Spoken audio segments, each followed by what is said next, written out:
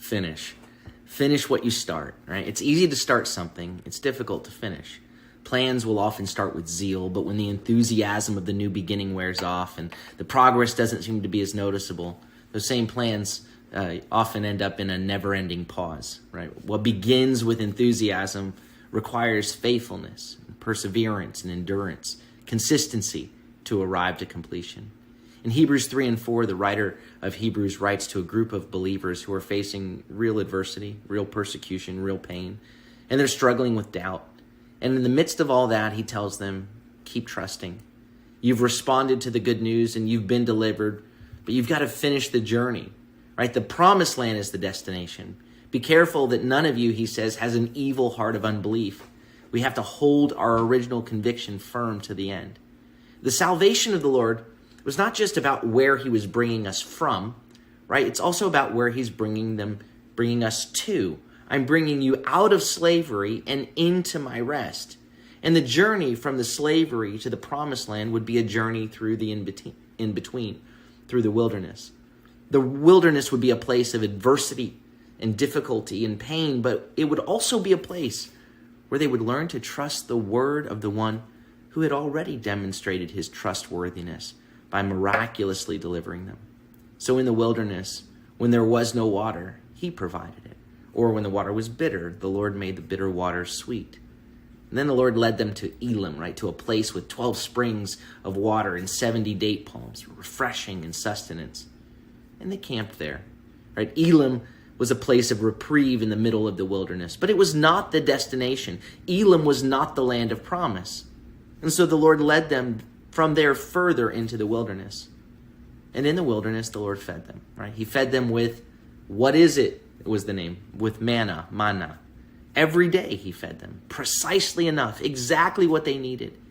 And when they faced the adversity and the discomfort of thirst, and they challenged God and they doubted him, still he graciously provided water from a rock.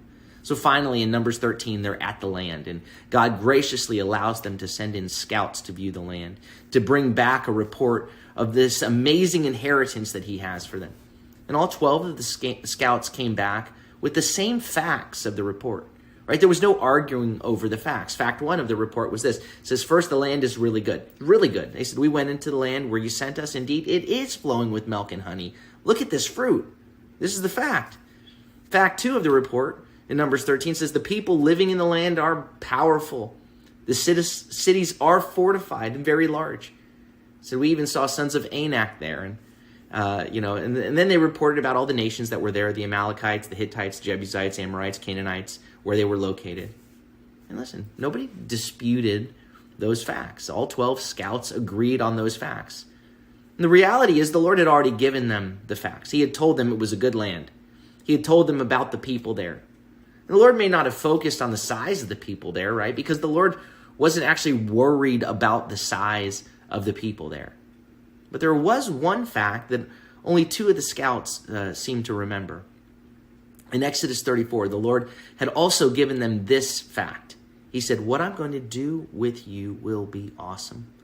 He said, I'm going to drive out the Amorites, Canaanites, Hittites, Perizzites, Hivites, and Jebusites before you. Caleb and Joshua, they remembered and trusted that fact. And they said, we should definitely go up and capture the land, for we can certainly do it. They were trusting in what God had said. And considering all that they had experienced from the hand of the Lord over the previous 2 years in Egypt and through the wilderness, why wouldn't they trust what the Lord had said? The other 10 scouts said, well, we can't attack these people because they're stronger than we are. All the people we saw there are of great size. We also saw the Nephilim there. We seem like grasshoppers in their eyes as well. What did you hear them say? Oh, look, you guys are grasshoppers. Right? Rather than trusting in the facts that the Lord had given them, they trusted their own exaggerated and distorted perspective, their own skewed understanding.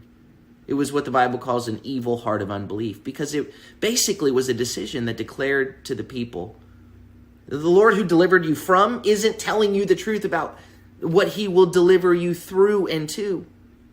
And the people listening to them trusted in their distorted human understanding rather than in trusting in what the Lord had said, the Lord who is faithful. And the result is they didn't finish the journey. Everyone over age 20, the very ones who had seen the Red Sea part, the very ones who had applied the blood to the doors of their homes, those very ones, because they didn't continue to trust the Lord's word as truth, they didn't take his word as fact, they ended up dying in the desert. You may have started your walk with the Lord with zeal and enthusiasm, but know this, the wilderness between our deliverance and the promised land comes with adversity and difficulties.